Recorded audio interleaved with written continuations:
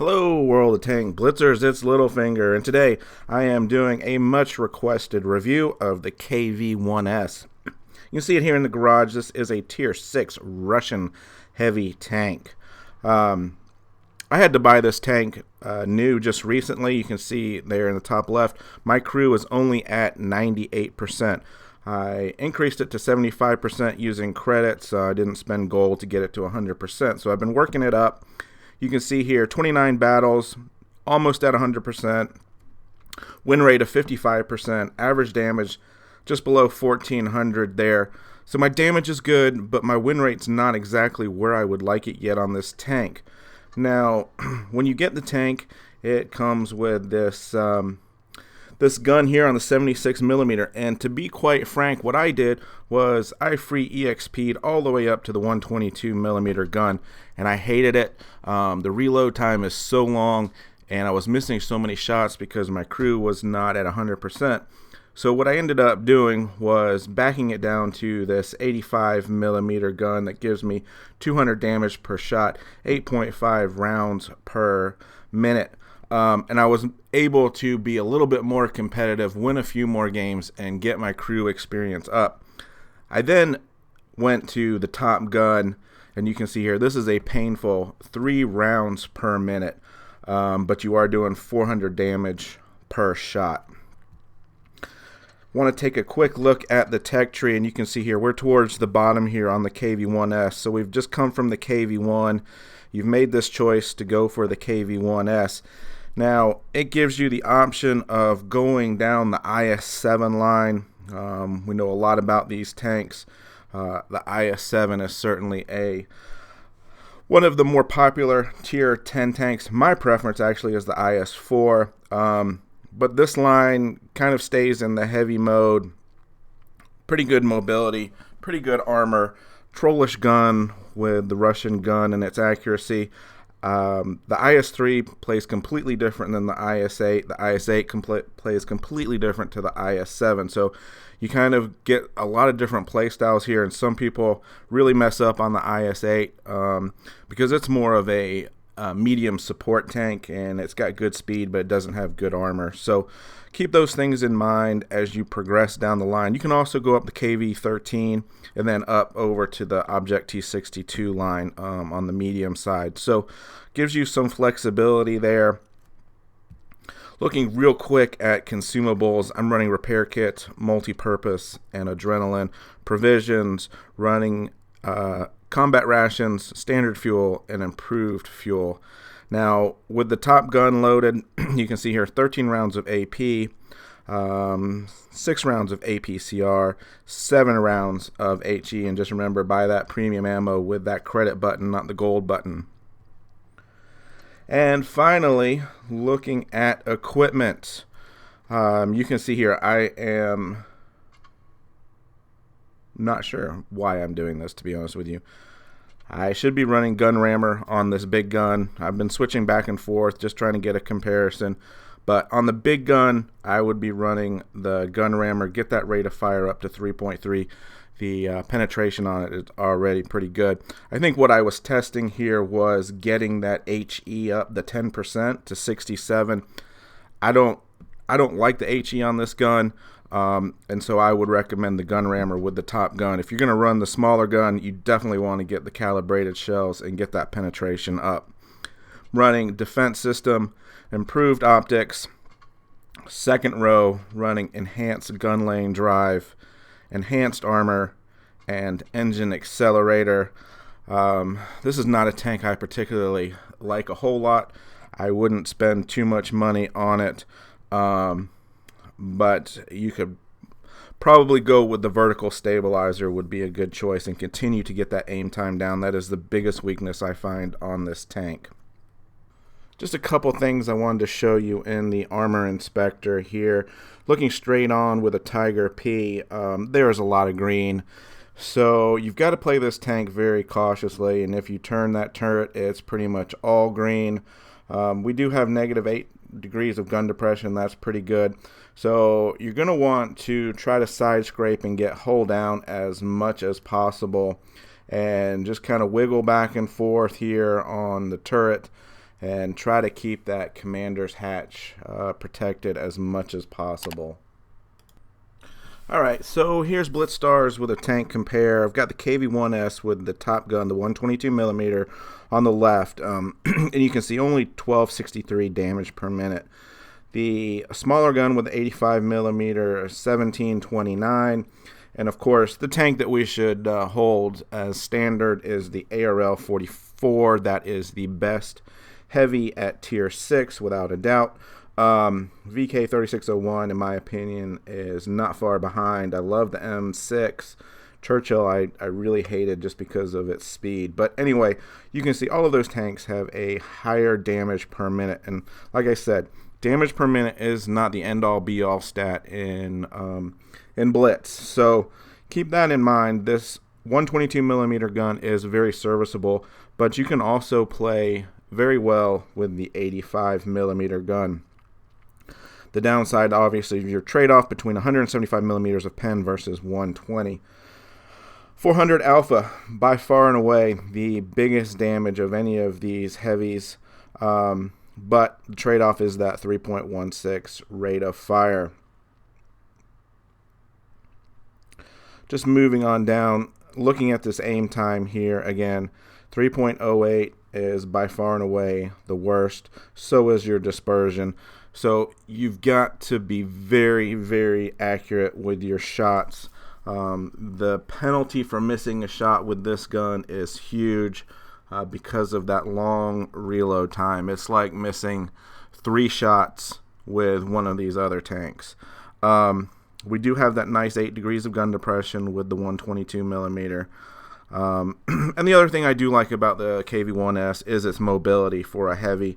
You can see here 43 kilometers per hour, and also aided by the fact that our terrain resistance is only 1 on hard surfaces where the other tanks are higher, which gives us a more effective horsepower per ton, thus making the tank feel like it accelerates and get to top speed quicker.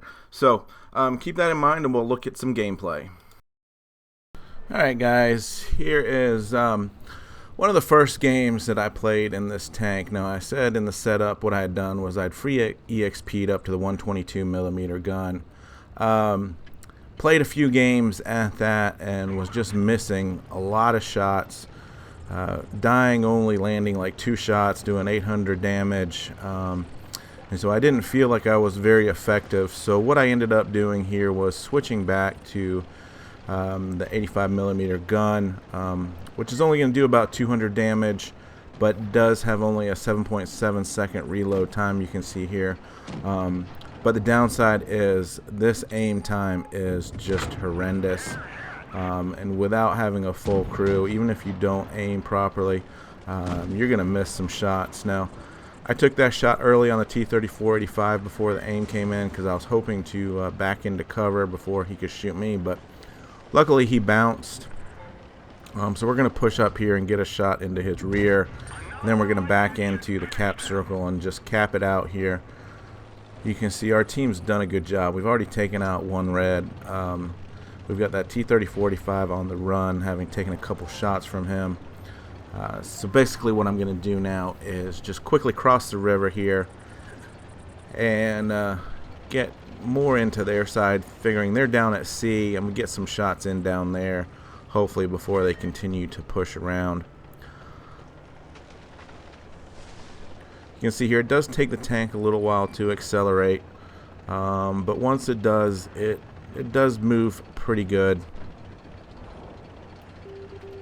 We've now got a couple in Cat B, so I'm coming around trying to reset B here, and we get a shot on the move into the ARL, the AMX there. And I see this IS. I don't want to pull straight in front into the IS, so I decided to go around the back of the building. And you'll notice there's a little bit of a slope headed towards the river here. And with this gun and only having 5 degrees of gun depression, I can't get the gun down just on that slight slope. So keep that in mind. 5 degrees of gun depression is very difficult to play with. But you can see here how nice it is to have such a quick reload. This guy is trying to get away, and we'll get a second shot, 250 damage into the back. So You know, like I said, this tank is extremely serviceable with this gun, in my opinion. Kind of rushed that shot, and I really shouldn't have taken it on the move like that. It's a low percentage shot. Looking at the front of the IS here, you can see that it is all red. So I'm trying to use my speed and just get around him, and that allows me to get behind him, and he focuses on that tiger there. So anyway, we finish him off, and you can see the HE on this is not very good, even with a tank with very little armor there. Again, another 250 roll. Not sure what this guy is doing, going into a tank with an auto loader there. I do take one shot, but he's on a long reload now, so we just need to line him up and we can finish him off. He does reload and bounce one. So, you know, that's the other thing about playing with these heavy tanks. You are going to get some bounces, especially if you can keep those angles and not be squared up 90 degrees in any direction to your opponents. One tank left.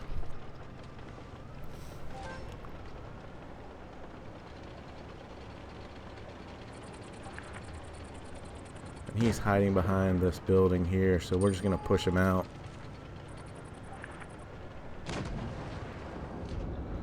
And just get a little bit of damage here as we get the kill shot for kill number 3.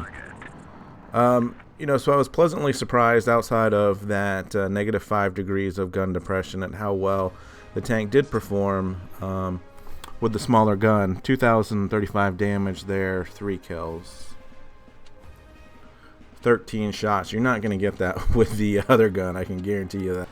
So I want to juxtapose that last game with this one, also bottom tier dead rail. Just looking at the makeups here, and I'm going to push left. And my team kind of holds back, as you will see. And so I stop pushing. So we're going to cross over into the middle here, expecting these light tanks to push hard. I'm loading HE and looking at my mini-map, and these guys are so far behind me, there's no point in me pushing all the way up. So you can see here, we get a 525 roll into the T-3485 with HE. But I got to admit, that was one of the few. I'll show a game, I think, later where I get HE into a Leopard, the side of the turret, and one into the turret on a Cromwell, and only do like 175 damage. So I'd much rather prefer just to stick with the AP, get your 400, and move on. So you can see here, the reason I'm using this as an example game is because I'm trying to be as cautious as possible. This reload time takes forever, and I want to be in a position where I can just back up to safety and not take any shots.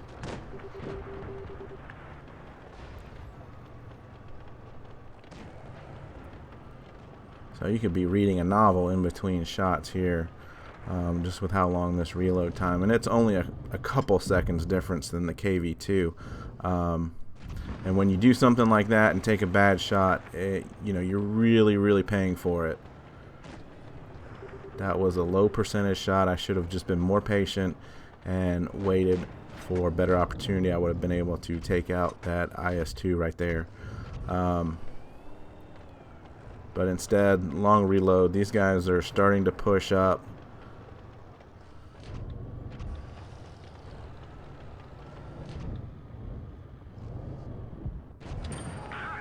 And you can see here, we're doing okay with damage, and but we're being very cautious.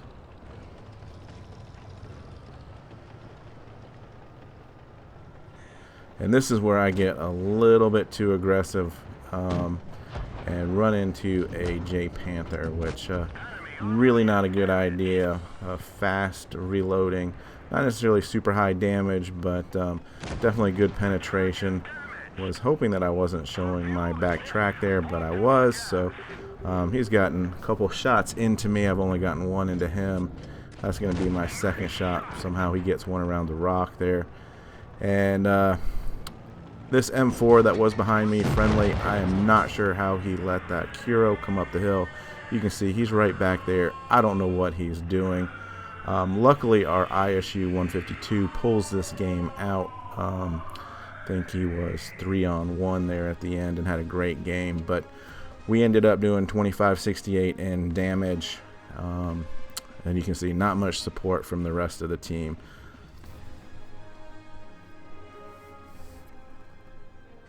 But it is a completely different play style with this gun. You can't be as aggressive. Alright, so back to the small gun, Yamato Harbor. You can see we've got a lot of heavies. We're going to go right. And I'm just going to show you this game primarily for, you know, the side scraping aspect of it. I choose this building because I can get my commander's hatch on the left side and get it more easily protected. I'm going to shoot out those crates just so I can see a little bit better around there. He gets a little bit ahead of me there and I can't get him, and now it's getting kind of crowded around here. And I mean, those two guys on the right are being pretty much useless. They're sitting out in the middle of the area there. You know, if you're going to sit next to a building, at least side scrape of it or something. Be useful. You can see there, Tier 7 Tiger. I can't penetrate from the front. Obviously, this is the lower tier gun and doesn't have near the penetration value, only about 120. So let's kind of clear these guys out a little bit. We can go back to side scraping off of the side of this building.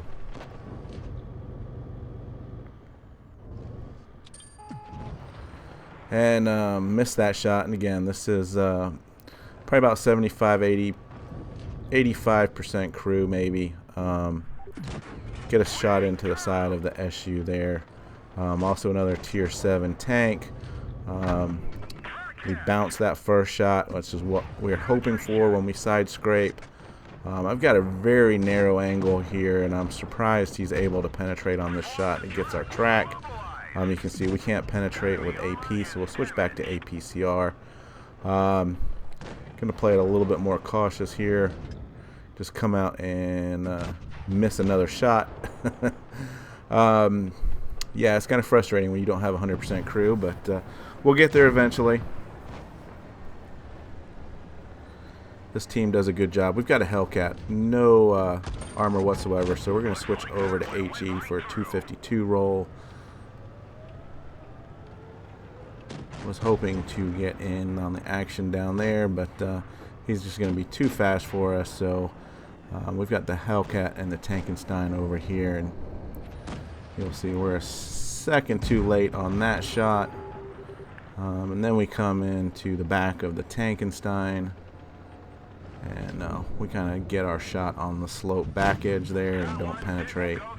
Gonna drop adrenaline, just hoping that I can get one more shot in here. We do. So, you know, not a great game overall. No kills, but we did do 1466 in damage, which was good for level 3. You know, it was second on team in damage. So you can see as bottom tier, I'm playing a lot more cautiously. Not getting in other tanks' faces. I'm just trying to keep my hit points as long as possible. Switching over to top tier here with the 122mm gun.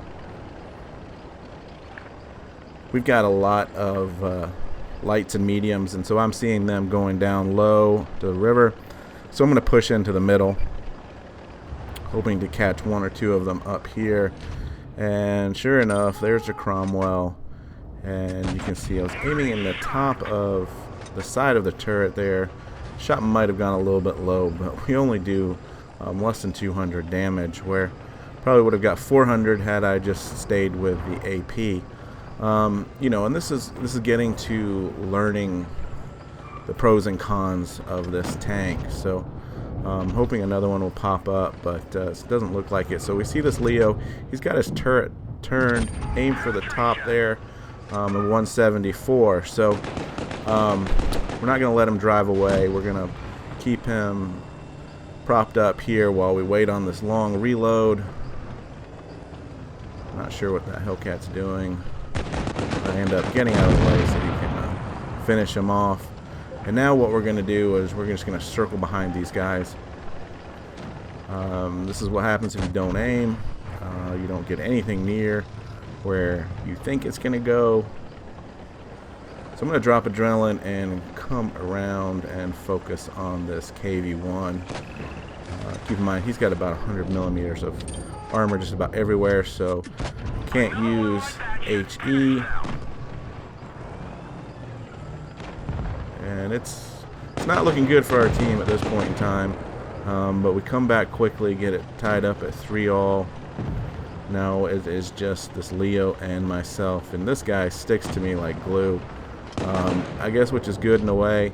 We're able to finish off the T-37 there. But this Leo, he gets in my way a little bit, which is frustrating when you're a heavy tank and you're trying to drive.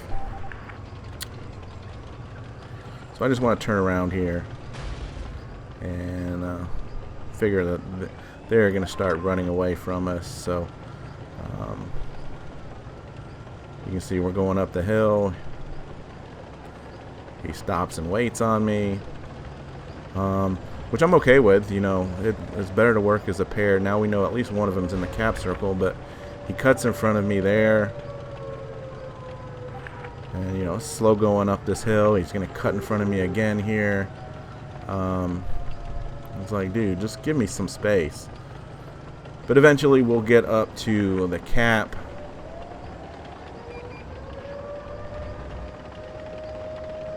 And of course, I'm going to aim for the lower health tank here. And we'll finish him off. I do take 2 shots for the pleasure of that. But now it's 2 tanks on 1. And he just sits out there in the open and gets hit. Then he backs up into me, so I have to pull forward. It's kind of frustrating. Takes another shot there. I'm not sure what he's thinking. You know, I've got such a long reload. And what are you thinking, dude? But anyway, that guy being down there allows me just to back up behind this wall, reload. I can come in. He's only going to do about 220, 240 in damage per shot. I'm going to do about 400, so I can sit and wait. There's 237 for his shot, 400 for my shot. So now he's just a 1-shot for me. And again, I can just back up. He can't get 2 shots in on me. So I can just wait to reload. And once I'm reloaded, I'm just going to go in, get super close, and make sure I don't miss the shot. If he can shoot me, that's fine. And we will finish that one off.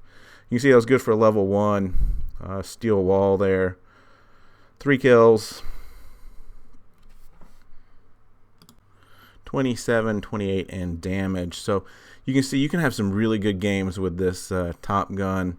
And I left some hit points on the table for sure by shooting HE there early on. But just goes to show you what you can do. So one last game, Winter Malinovka, top tier. And they've got a lot of heavies and TDs. So pretty sure that they are going to come up to the windmill on the corner here. I don't want to get caught in a lot of traffic from my guys. So I'm going to go to the spot using my speed here that I typically go to in a medium tank. And that is right in the nook of these two, this building, the L-shaped building here. And I can get spots on down there. So I'm thinking I'll side scrape off of this. M4 is there. So I'm thinking, well, maybe they went low. And there's 2 more. And here's the rest of the guys. And they come rushing through there, and I take my shot. I don't know how I miss.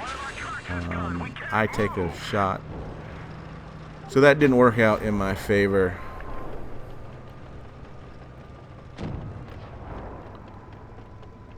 We do manage to take a tank out early. But I don't want this little pesky M4 messing with me here. So luckily get a bounce and get a shot at him, but only 300 damage. That's pretty low. And take a look at the SU here, 395, 1 kill on his shot. And that's all he's going to do for the rest of the game. They are definitely pushing hard around the side, so I want to come up behind them.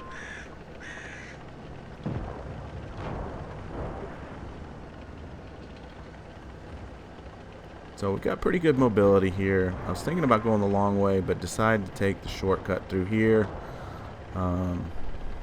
It's 2 on 2. We've each lost 2 tanks at this point in time.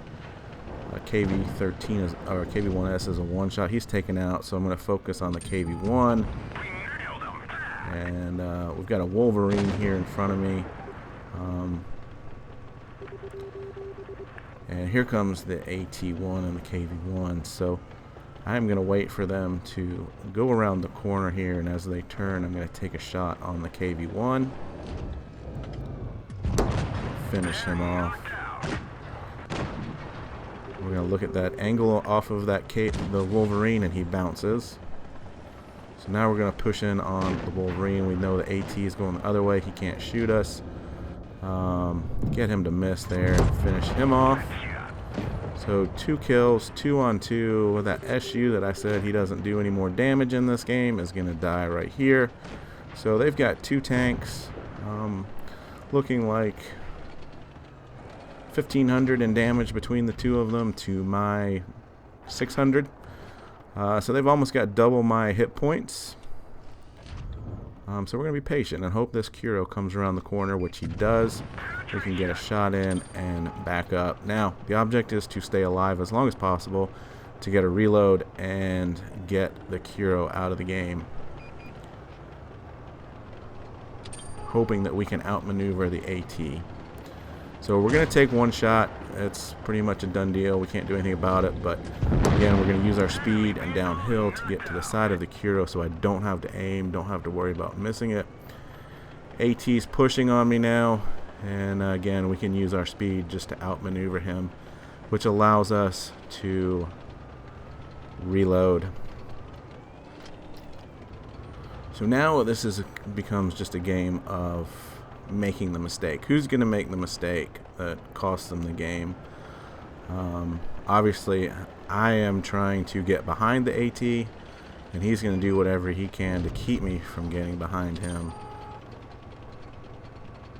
So at this point in time, I'm thinking, you know what, I'm going to back down here, and I'm going to try to use these dead carcasses as protection, and perhaps I can get a shot in on him. And so now I'm thinking he's going around because he hasn't shown up there. So I'm going to use my speed and hope I can get a shot in before he gets turned around. And look at this. Into the tracks, no damage. That doesn't even take out his tracks. So yeah, now we're in a world of hurt. But he's going to make the biggest mistake, and he's going to push too far. And I'm going to be able to get in beside him, but not quite enough to keep him from getting around. I know he's going to back up here, so better try to play defensive. We've still got 12 seconds to reload. He gets a shot in there, and this is what saves me. He misses that shot right there. He's got the damage per minute on me so easily. You can see he's got me down to 56 hit points, but I'm able to reload and finish him off. Kill number 4 for a really fun ending to that game. 2950 in damage, 4 kills, and that was good enough for mastery badge. So you know, this is a fun tank to play, don't get me wrong. It is not my style of play. I don't like these long reloading guns. I prefer the more mobile guns that you can kind of dictate gameplay. To me, in this tank, you have to let the gameplay dictate how you play it. So keep that in mind. Play a little bit more cautiously. And as always, guys, have fun, stay safe, and remember, get educated. Not fingered. Littlefinger out.